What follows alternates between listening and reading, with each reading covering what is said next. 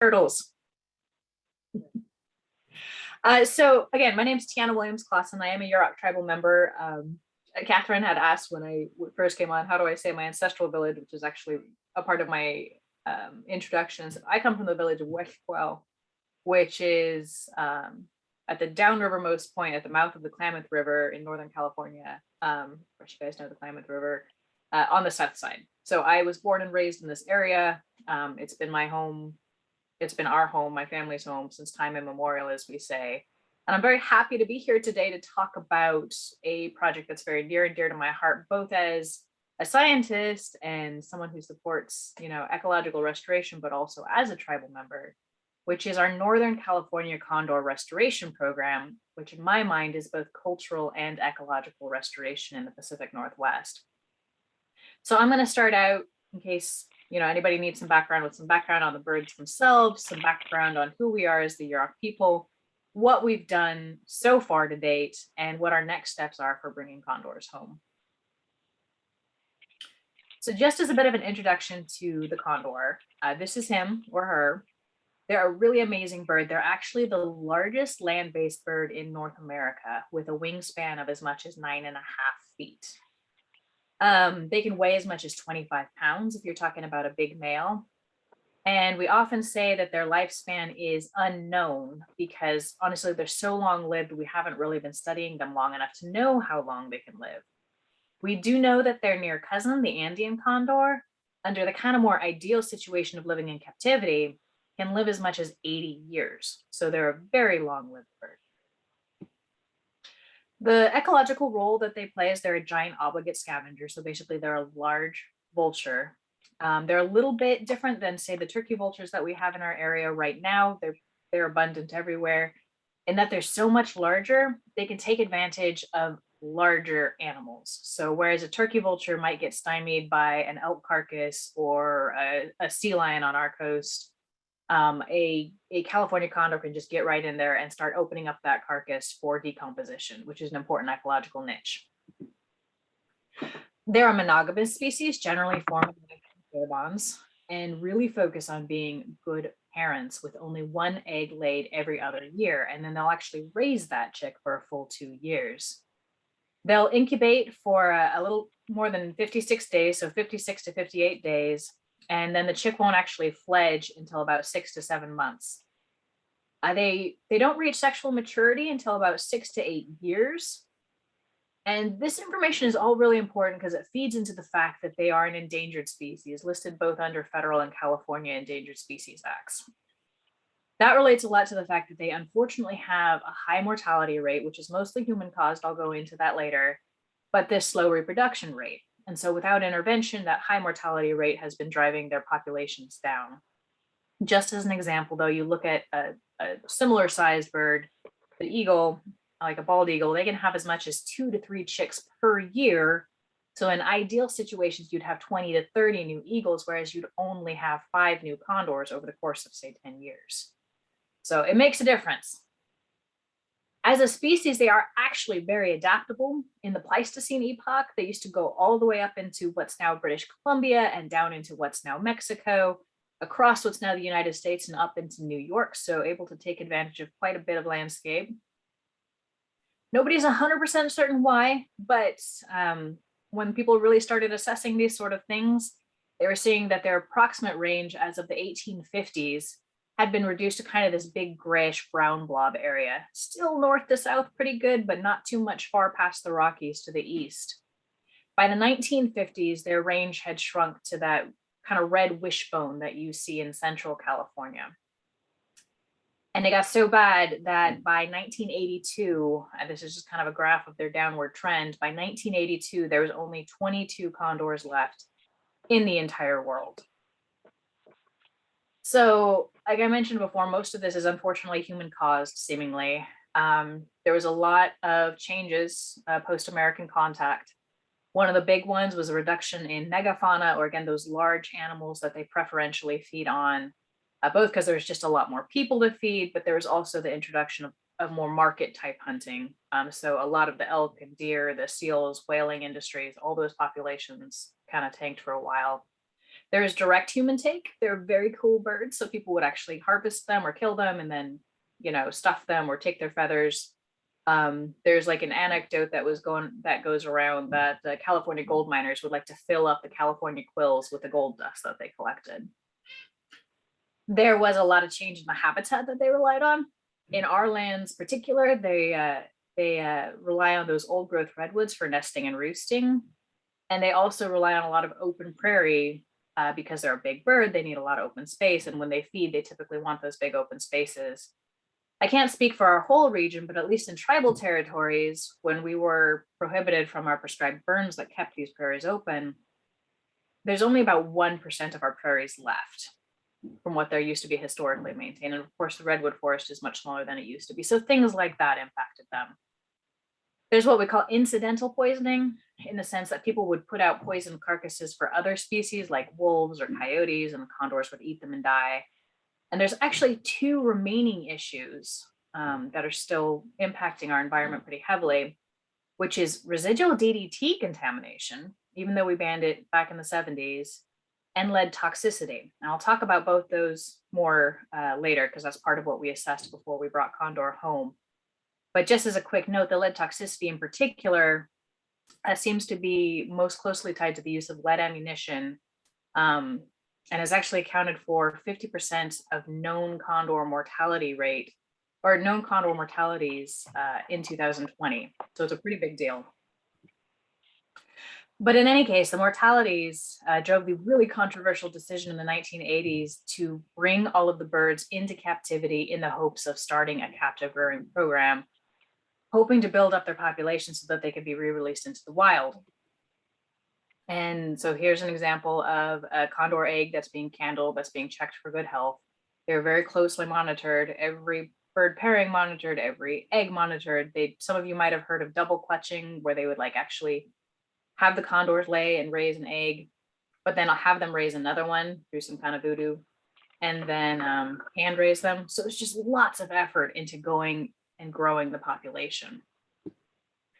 Ultimately, it was actually very successful very quickly. Within the first few years, they were having successful breeding within the captive rearing program. And by the mid-1990s, it was successful enough that they were releasing them into the wild. And so as of December of 2020, the population has grown from 22 to 504, with 329 in the wild.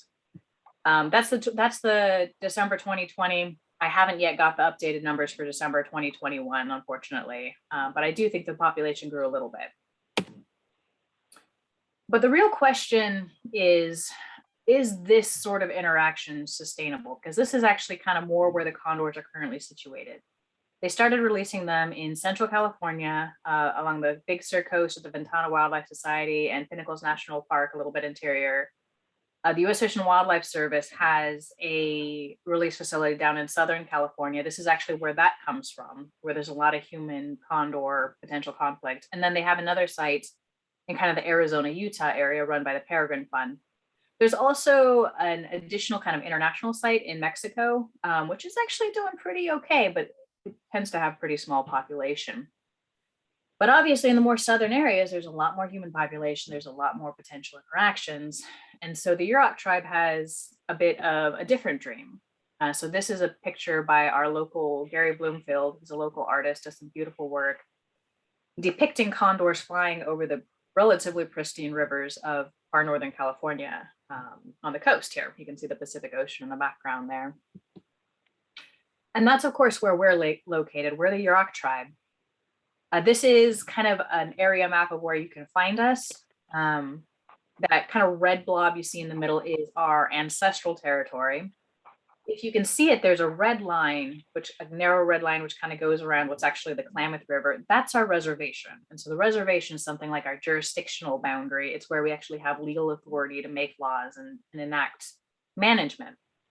That said, even though that's only about 10% of our ancestral territory, we still have the ethical or moral obligation to the full of ancestral territory to make sure that it's healthy and well. So there's a lot that goes into that, to kind of reaching out beyond the boundaries of our reservation to help meet that goal.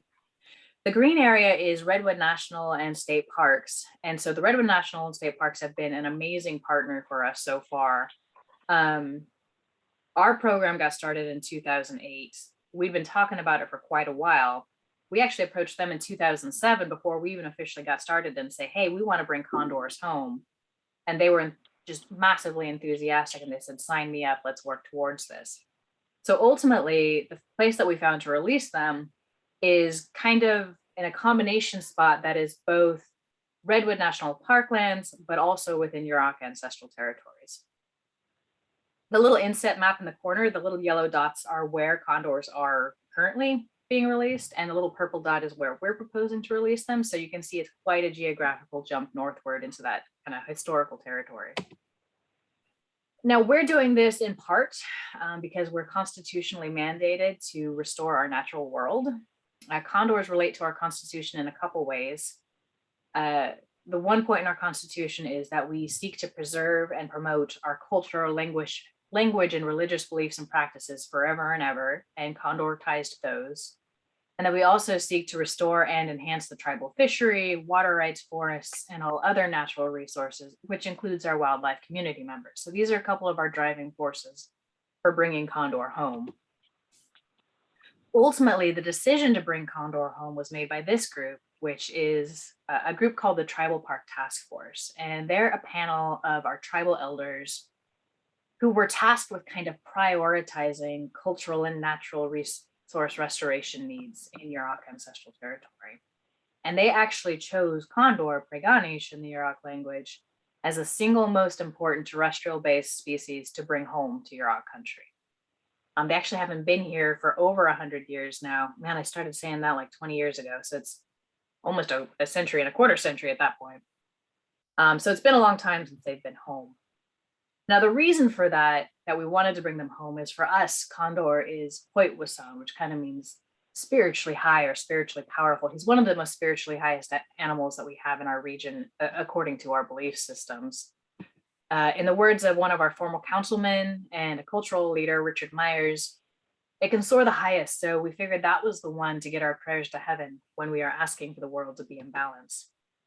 So many families, like my own, actually teach that he's never to be harmed, and any feathers that we receive, which we use in our regalia, are considered to be gifts.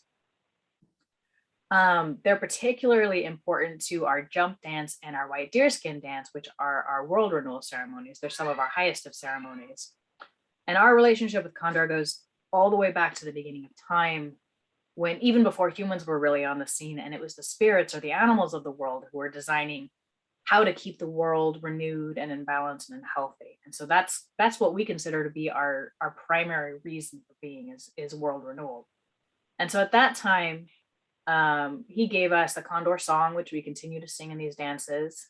Like I said, he provides his feathers to our regalia, which we use, and we believe that he conveys his spirit to us in that sense. So he dances and prays along with us, and he carries our prayers to the heavens, which sends that good energy all over the world and brings it back into balance.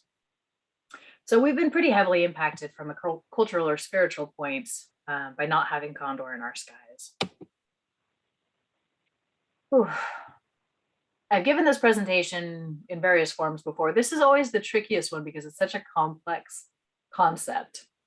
But in my mind, at least, Condor is both an ecological and a cultural keystone species. So there's different definitions of what an ecological keystone species is, but the one that I tend to resonate with is a species that has an inordinate impact on its environment based on its population. So there's not a ton of condors in the world, but they've had a huge impact on conservation. They're, of course, one of the first species on the Endangered Species Act list. And they've just had a huge and overwhelming momentum that's led to the amazing conservation strides that they've had so far. There's been huge changes in the way that we approach conservation because of leading animals like Prey-go-neesh. For us, a cultural keystone species is a species that a cultural keystone species is a species that kind of helps define the cultural ethos of an era.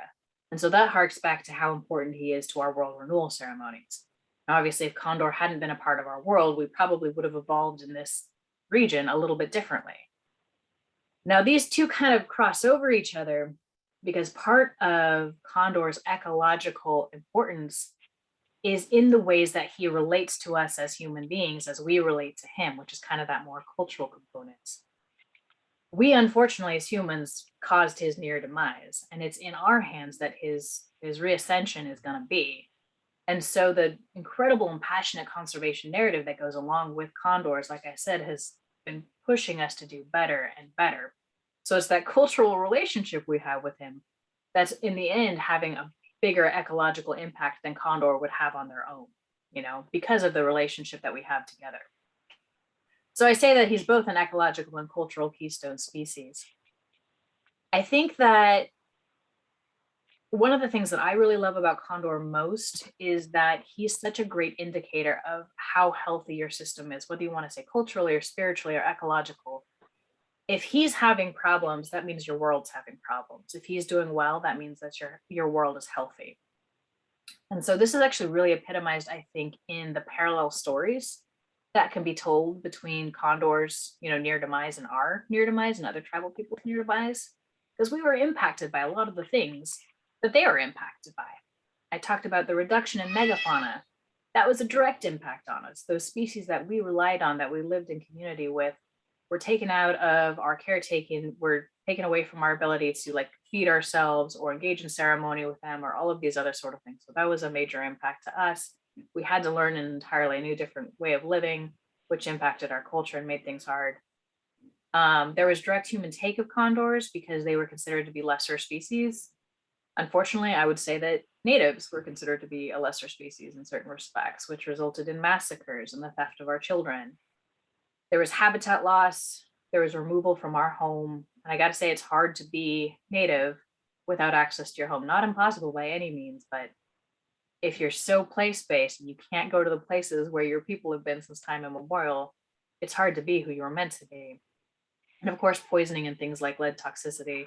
There's an introduction of a whole bunch of new toxic elements like alcohol, disease, even lead when it comes to us and things like that. So just there was major catastrophe up here in Northern California, and there was major catastrophe for the peoples here as well. But similarly, there's a lot of parallels with restoration. So on the one hand, I'm going to look at it about the same time that we were losing condors out of our sky, which was just before the turn of into the 20th century, so the late 19th century, early 20th century. That's when we were losing condors. That's actually about the same time that we almost lost our white deerskin dance, which is the dance that you see depicted here. I didn't say earlier, this is a beautiful piece of art by Lynn Risling. She's Yurok Tribe Wildlife descent. And I love it so much because it so vibrantly portrays how important and still alive these dances are. But so we came very close to losing it because we weren't allowed to dance our ceremonies anymore. It was illegal to practice tribal religion. It was unsafe because there's at least 2 massacres in our region that actually were associated with our world renewal ceremonies where we brought everyone together. And also we believe that you just have to be in a healthy heart and spiritual sort of place. And when you're going through so much hardship, you can't dance these dances because you're hurting so much.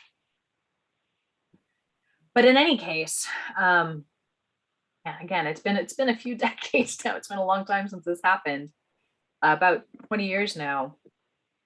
But one of the eldest of our elders ended up being a leader in reinstituting the white deerskin dance after many years. He'd actually been one of the few elders at the time who had danced the white deerskin dance in his youth. So that was literally 2.5, 3 generations ago. He was a very elderly man.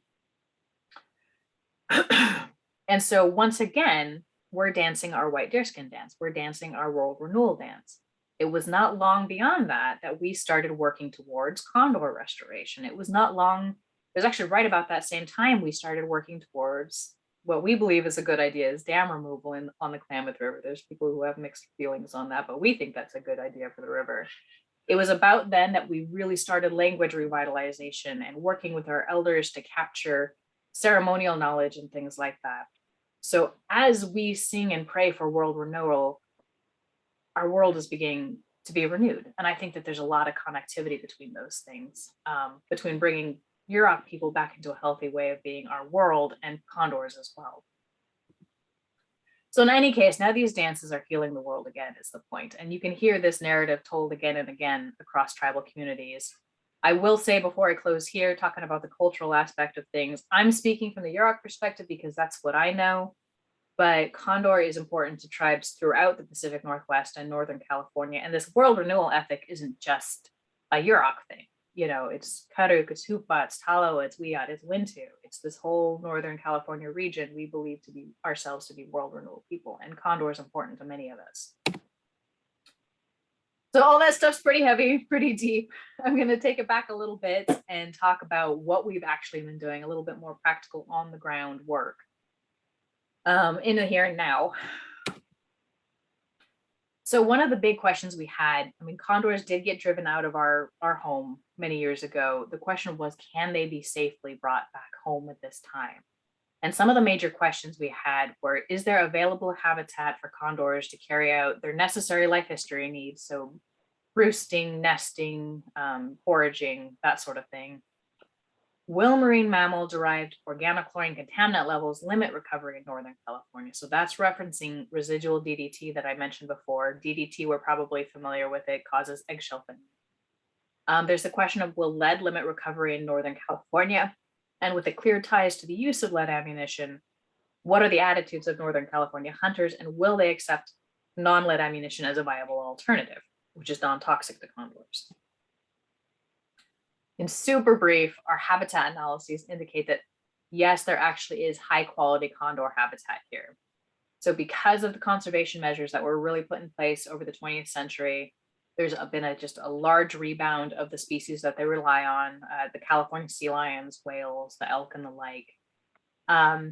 And not even the amount of catastrophe that came along with the change in regime kind of could change, you know, the mountain ways and the river ways and the like, which are things that condors rely on to get from place to place. We still have our old growth redwoods protected in our Redwood National State Parks. We still have extant prairie, even if it's not enough, or excuse me, even if it's not as much as it was, it is enough.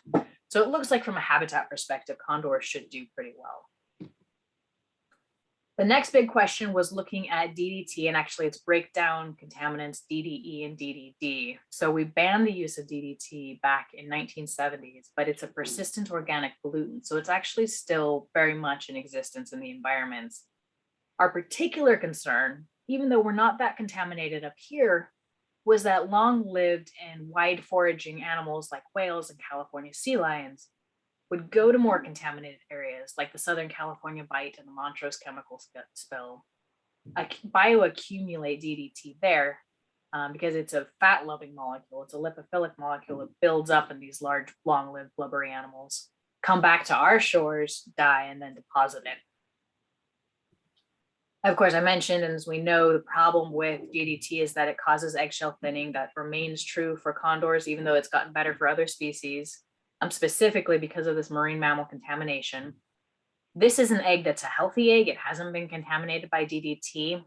It has what's called the surface crystalline layer that offers strength and integrity to the egg.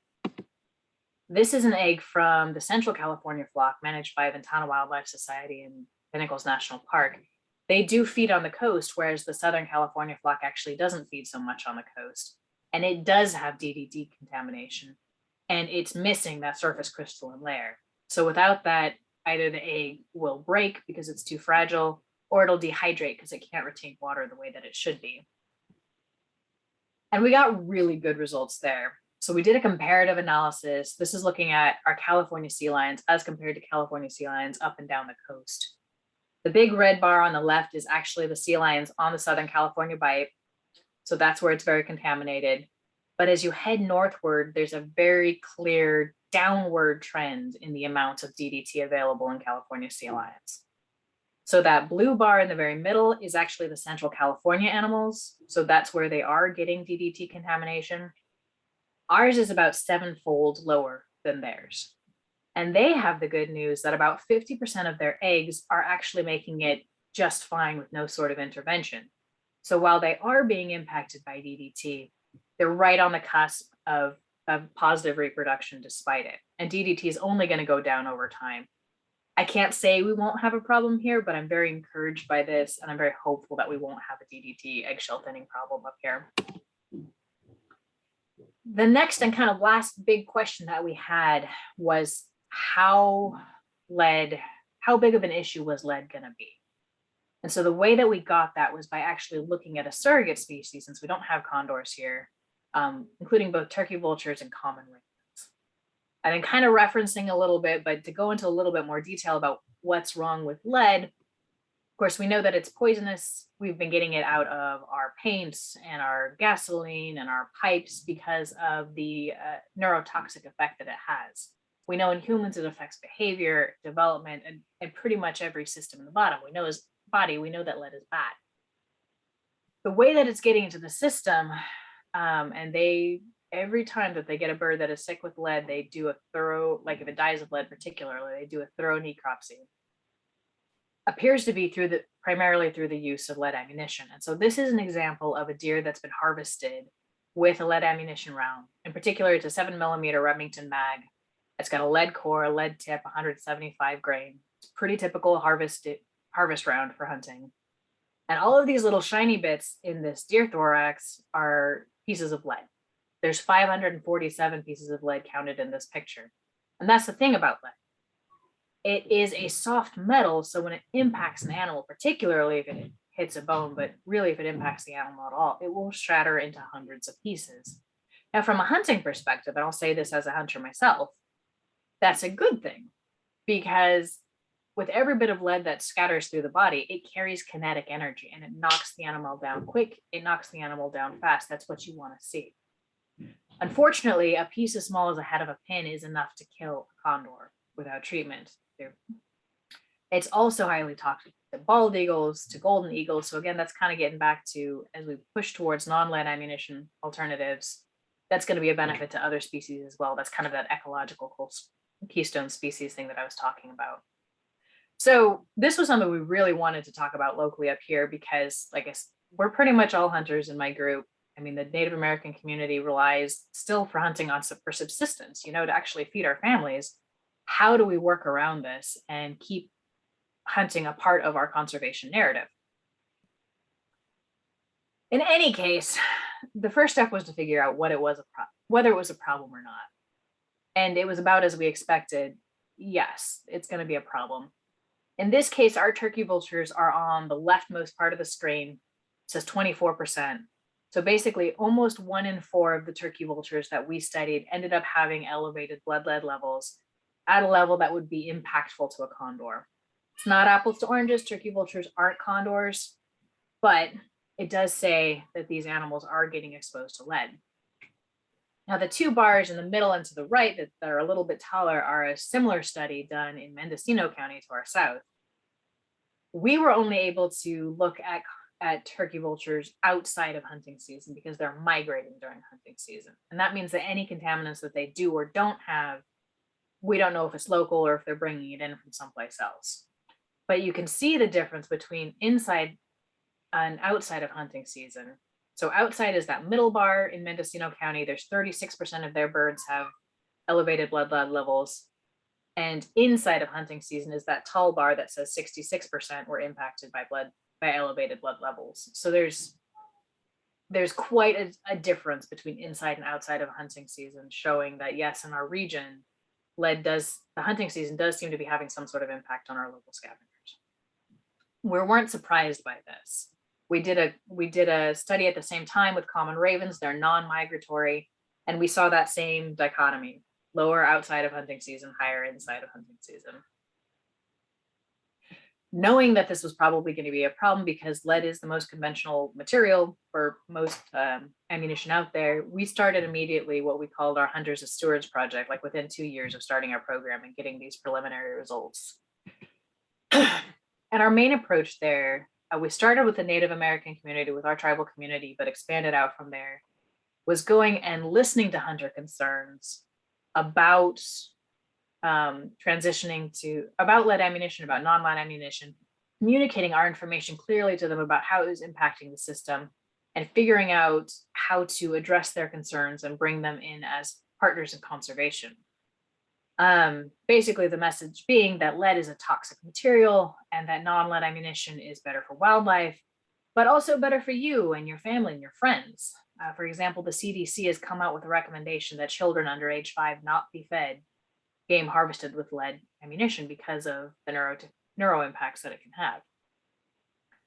In any case, I think we were very successful. I'm incredibly proud of our community.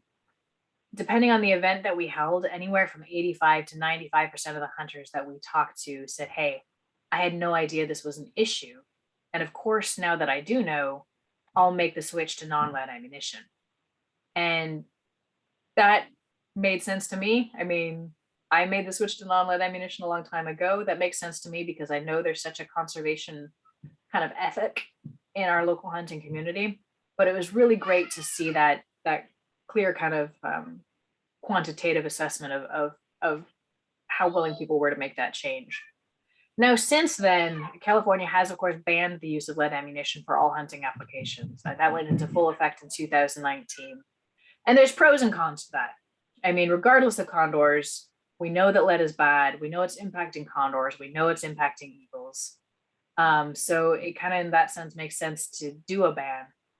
On the other hand, California tends to be pretty heavy on the gun legislation, especially up here in Northern California. There can be a lot of pushback on that. So whereas we'd had a lot of conversations and a lot of people willing to talk to us and listen and join with us, when that ban went into place, a lot of doors got shut because there hadn't been sufficient California-wide outreach as to why this was so important. We always felt that the voluntary approach needed to happen to make sure that hunters were on board and supporting it, and that it was coming from hunters in the first place. The ban just kind of made it happen. Now, at this point, I mean, that doesn't mean that you may be able to hear my 3-year-old in the background. I'm sorry, she's really loud right now.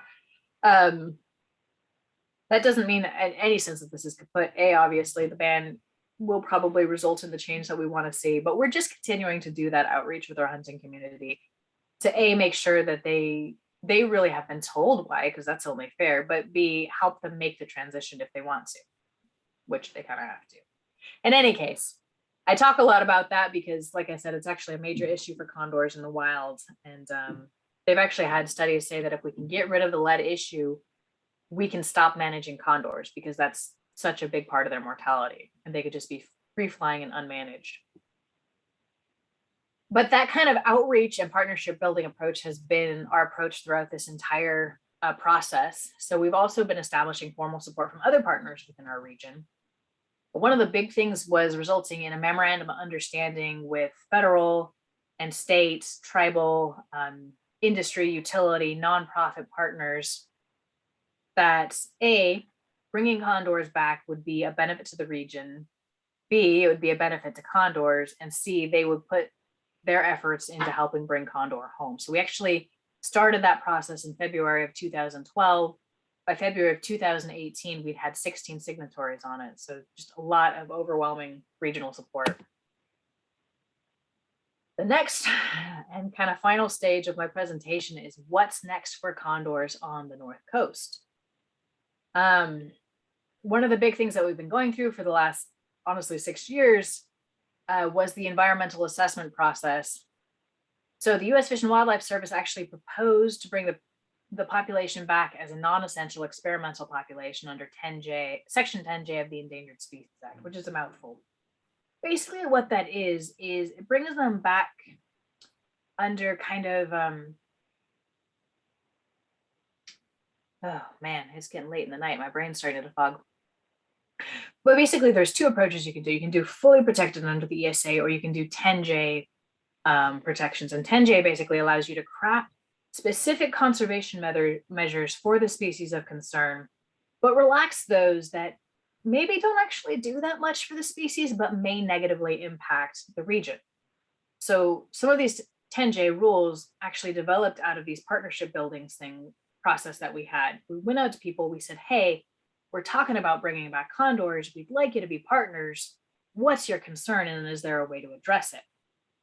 And that kind of helped develop these conservation metrics. The highest priority is inputting laws and regulation that make sure that condor will thrive. but also relaxing then after that, those regulations that don't necessarily benefit Condor and which may negatively impact our local regional community members. So we got literally thousands of comments through the environmental assessment process, which they all had to be gone through, most in just absolutely wonderful support, some giving some really great critical feedback on the approach that we were proposing. Ultimately, it resulted in a finding of no significant impact, which we received last year, March 23rd of 2021. And the big deal there is that's our final go ahead to say, hey, yes, we can bring Condor home. So meanwhile, we've been working on a lot of other partnership agreements, for example, regarding bird treatments, facility use with our partners, partner roles and responsibilities, because we can't do this on our own. We've submitted formal management plans and permit applications. We're working on a cooperative agreement with our partner Redwood National and State Parks to kind of formalize all this. We've been building what we call our Condor Management and Operations Center. It's actually an old parks building that was slated for demolition. You can see it in its beginning stages. It's not looking so pretty. Put a lot of work into it, and it's really gorgeous now. It's going to be our office and storage space. It's going to have a walk-in freezer for carcasses, a workshop area, and just basically be the staging area for our field operations. We're also working to develop a local treatment facility, because otherwise the nearest Condor treatment facility is either the Oregon Zoo or the Oakland Zoo, which is quite a ways from us. So we're working with our local Sequoia Park Zoo in Eureka to build something like this, which is a Condor Care Center. This is the one down at the LA Zoo, I believe. And this is a schematic of what the Sequoia Park Zoo is building. But so basically what this will serve is a treatment area for birds that can be treated locally. So if they maybe have low lead toxicity, but they need chelation treatment, which is how you treat lead toxicity, they could hang out here for the time that they need. They could get the treatment that they need, and then they can be re-released into the wild. Or it can serve as a triage and stabilization site. If something's really happened to the bird, if they're very sick or they're very injured, they can stabilize them and move them to one of the other facilities that actually have basically Condor ICUs. So it's going to be a really big boon to us to have this nearby. It's about an hour and a half away from where we're proposing to release. I keep meaning to update that line. We are not finalizing the design of the release and management facility. That is well finalized, and we are actually now building the release management facility, which is going to be our primary field operations site. And so this is an example of the one at Pinnacles National Park. There's like 3 parts to it. The big kind of meshed closed in area is the flight pen. That's where birds that we're currently working with or handling are going to spend the majority of their time. There's also the observation room, which, as the name implies, is where we can observe birds without them seeing us. It's also where if we have to do any hands-on for the birds, that we'll bring them into there and do that. And then there's the double door trap, which is kind of that little box on the side. It kind of serves as a funnel. You put a carcass in there to lure birds in, and you can either funnel specific birds into the trap, or you can funnel them out when they're ready to be released. And so that's going to be the first function that this actually provides. The birds will be brought to us, and when they're ready to be released, they'll be released out of this facility. This is an example of another one. This is the one at Tiana Wildlife Society, or geez, it actually burned down a couple of years ago. They're just in the process of rebuilding it now. But this was the last iteration of their poor thing. This is an example that they have for their San Simeon site, the Ventana Wildlife Society. And this is kind of more what we're going with. And so the neat thing about this design is it's fully mobile. You can pick up all of these panels, you can pick up the observation area. And if for some reason the condors say, we don't like it here, we can pick up and move the whole dang thing. The other neat thing about it is it's 100% fireproof, or nearly. And there's actually been several sites that have been lost to fire over the course of the past decade. And of course, fires are only getting worse in California. So the fact that it's fireproof is another big boon for this particular setup. So like I said, we're actually building it at this point. This picture that you see in the top right is actually old at this point. It's about 3 weeks, but you can see the big long Connex box there is going to be our observation room. The kind of framework that you see here is where the flight pen is going to be. And then we're still working on the double door trap as kind of an exterior part of that. So they've actually made more progress since then, but I don't have any new pictures. We're also going to be putting up a predator exclusion fence all the way around. We've got a lot of bears up here. We've got a lot of cats up here. And it will also kind of help keep people out who might otherwise want to get a little bit too close to the condors. We have been developing our condor management strategies over the last decade. So a lot of people know, what exactly are you guys going to be doing? So our target is a release of 6 birds per year for the next 20 years. We're going to be receiving birds at around 2 to 3 years of age. They're going to be coming directly from the breeding facilities. They've never been out in the wild before. They'll be allowed to acclimatize in our field release and management facility for several months to kind of cue them into this being our home. And then the releases, though we'll have 6 at a time, the actual releases will occur as pairs or singly. And that's so that we can really watch birds as they come out, make sure that they're doing well, that they're figuring out what they need to do before we release the next bird. It also means that as you release 1 or 2 birds, they're very social birds. So those 1 or 2 birds will stay close to home where we can watch them because they see their buddies in the release and management facility. Ultimately, we want to keep them cued into the release and management facility because it's going to continue to be an important management tool as we move forward. I like to share this picture because these are actually our first birds. We're only getting 4 this year. There's been a lot, unfortunately, of loss, both to lead contamination, and actually they lost, I think it was 9 birds at the Ventana Wildlife Society in the last round of fires down there to fire. So we're only getting 4 birds this year, but this is them. We've got 1 female and 3 males. They're currently hosted at the Ventana Wildlife Society, and if you're interested in checking them out, you can actually go to the Ventana Wildlife Society Condor cams. There's one called San Simeon, and that's where they're being hosted. I think they're probably the only birds in there right now. I think all their birds have been released. We're also going to be bringing in a mentor bird, which is an adult bird who, for various reasons, isn't releasable. And he's going to really teach condors how to be condors, how to establish their dominance hierarchies and their social rules. He's going to focus them on adult type behaviors. And again, he's going to act as kind of that social magnet, at least for the time that he's there, to keep the birds cued into the release and management facility. Every bird is going to have a wing-mounted satellite transmitter with an alphanumeric, so a letter and a number visual tags so we can visually identify them, as well as a radio transmitter, so both satellite and radio transmitters. That's going to allow us to analyze their home ranges, what risks they're encountering, how they're using the habitat and resources. It's also going to help prioritize engagement with landowners. If we see condors headed in their direction, we can reach out and say, hey, you've got condors on your land. You want to talk about them? They all also have a mortality setting, which prompts investigation if a transmitter doesn't move for a while, because that's an indication that something's up.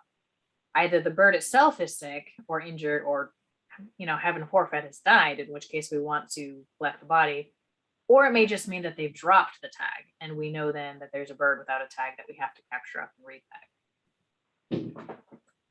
It's pretty typical across all of the release facilities and ours as well to do biannual trap ups in the spring and fall. And so again, that's where the release and management facility comes in. We do a physical check. We do transmitter and tag maintenance. We do a blood draw to see if they're ill or if they're suffering from lead contamination or any other issue. Historically, at these other sites, it's provided a lot of training opportunities for us to get hands-on experience with condors. I'd never met a condor before I started this project 14 years ago in 2008. I've got tons of experience now. Chris West, you can see, is kind of in the bottom right. He is our condor program manager, and he had 12 years of experience before he even joined us. But these trappings have given other staff experience. They've given our partners at Redwood National State Park experience. These are our partners at Sequoia Park Zoo, at the Oregon Zoo, having experience. So they've been really great opportunities for us, both so we know how to handle the bird safely, for the bird's sake and for our sake. This picture often gets shared. That's me in the middle back when I was a baby. I think I was like 22 years old or something like that, releasing my first condor. But it's just such a great picture because it gives you such a good perspective of how large these birds really are. This is us looking a little bit terrified. But I'm much more confident and capable these days. I've handled quite a few birds since then. Ultimately, our long-term vision is that the lower human populations in the Pacific Northwest may reduce that human condor conflict. We're going to have an aim of releasing 120 birds over the next 20 years. That's along with any breeding that starts happening in the wild, probably about 5 or 6 years after we release. But really, we see that Northern California is just the next phase of condor recovery extending into the Pacific Northwest. And you can see kind of this red blob here.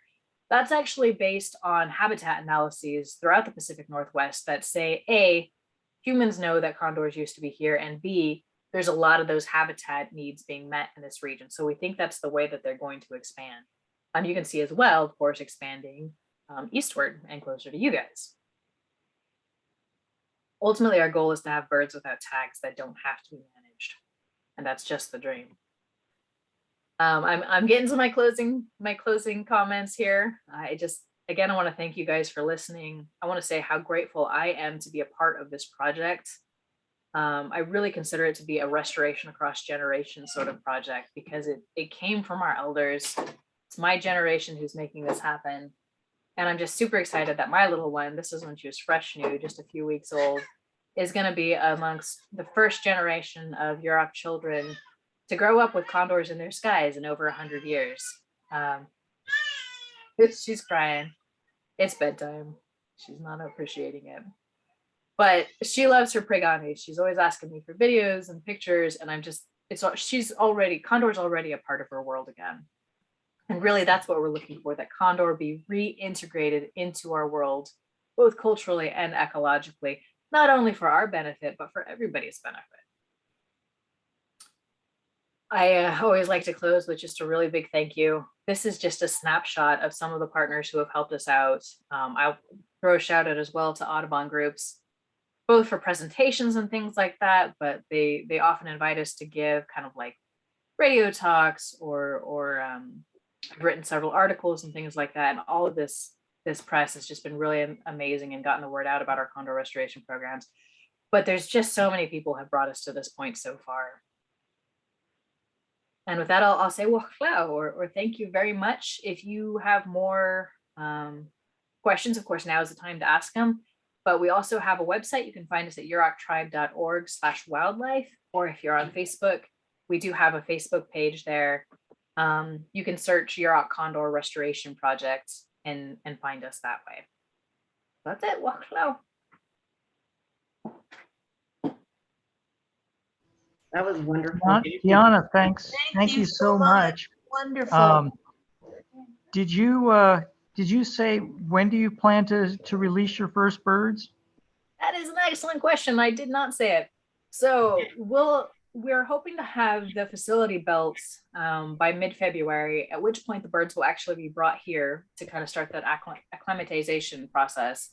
And we're looking to release birds in middle to late April, if everything looks good. Thank you. That's exciting. Mm-hmm. Very close. I've been doing this for 14 years, so it's very exciting. Excuse me. So Tiana, I wrote down some questions. Can you hear me? Yeah, I can. Oh, okay. Because I'm on this phone thing and I don't know what's going on with my hearing, but I had a couple questions. One at the end there is, how long did the transmitters work? Well, there's a couple things that go into it. They ping every hour while the birds are active. They're actually turned off at night because the birds don't fly at night. They just roost and sleep. And that saves some energy. We check them about every 6 months. They can last anywhere from 2 to 5 years, depending. It kind of just how's the weather, how's that particular unit. We were talking about it. I think we've brought to fruition that we're going to have some that has some solar power backup, so that makes their battery life last longer. Battery life is often the first thing to go with these transmitters, but in general, I'd say about 2 to 3 years before we have to replace them. And are you going to allow viewing for the releases when you start releasing birds? Well, especially for this first cohort, it's a very sensitive one. Like other releases that are happening in other areas, the birds are being released into an existing flock and kind of can be absorbed into it and have someone to show them the ropes. These guys are going to be really intrepid new folks that just they don't have that to go into. So we're being more cautious about them and trying to keep the human interaction as low as possible. So it's mostly just going to be us for the actual release.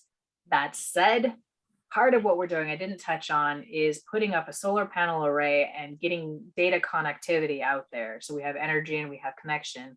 We're really working towards doing a live feed of the release itself, and we'll put that into the news and make sure that's publicly available so that anybody who wants to watch can.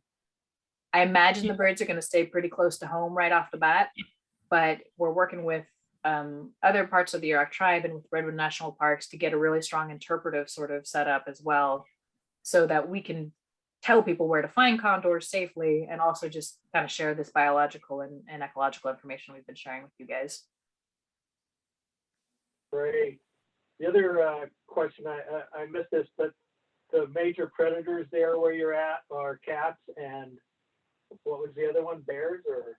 Yeah, we've got a lot of bears. I think our local Hupa tribe did a study and they say there's 9 times more bears here than any place else studied in California. So I don't know whether they would actually, I don't know that we've ever lost condors to bears, but we have lost them to bobcats and to mountain lions in other areas. The bears can just cause a lot of destruction, I think, is our bigger concern. And of course, if an animal is grounded, then they'd be a threat as well. Right, and so Tiana, that is when they're in the enclosures, right? Yeah, I think I caught you saying if they got into the enclosures. Is that what you said? Yeah. Yeah, exactly. They didn't used to actually have any predator exclusion fences on any of the sites, but then a bobcat actually got into one of the flight pens and I mean, it'd been years since they've been releasing birds. That had never happened. And of course, once that happened, immediately they said, how do we make sure that never happens again? And so these predator exclusion fences is just kind of the first line of defense against these guys. Tiana, there were a couple of questions early on in your presentation.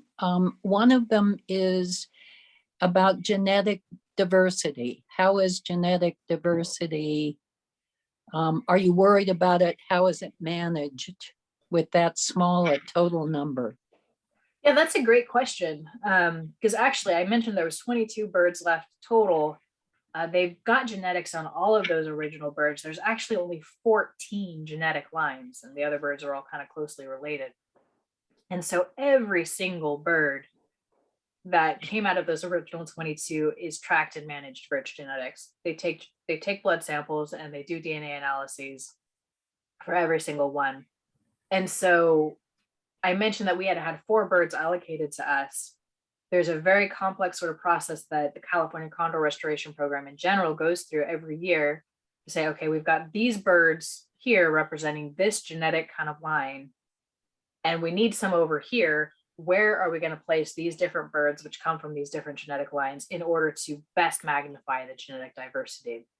And if anybody's particularly interested in that, they actually put out an article, I think it was just this last year, that it's been very successful and they have a lot more genetic diversity than they thought that they were going to heading into this. So they seem to have done a really good job, and genetic diversity is doing pretty good, but they still keep track of every single bird, genetics for every single bird, and it feeds highly into where birds go into. That's exciting.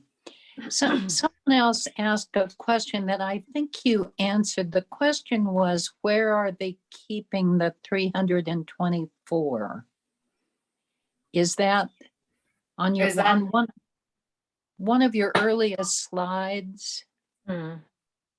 Yeah, so there's over 500 birds in general, 300 plus of which are in the wild, I mentioned. And so the wild ones are being released in those sites that I mentioned at Ventana and Pinnacles National Park in Central, the U.S. Fish and Wildlife Service sites down in Southern California, the Peregrine Fund site in Arizona and Utah, and then the Mexico site. The rest of the birds are in the breeding or rearing facilities. So there's the Oregon Zoo, there's the Boise Center for Birds of Prey, there's the LA Zoo and the San Diego Zoo. Okay. I don't think I'm forgetting any, but if I am and anybody hears this and I forgot you, I apologize.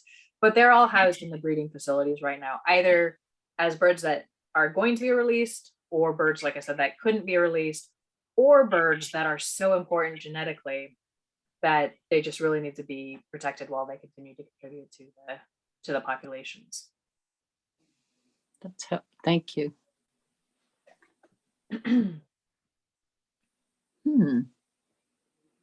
Are there more questions? I don't see any on the chat panel. Well, Tiana, what I do see on the chat, I don't know if you can see it, is comment after comment about what a wonderful and interesting presentation. Thank you for all of that information.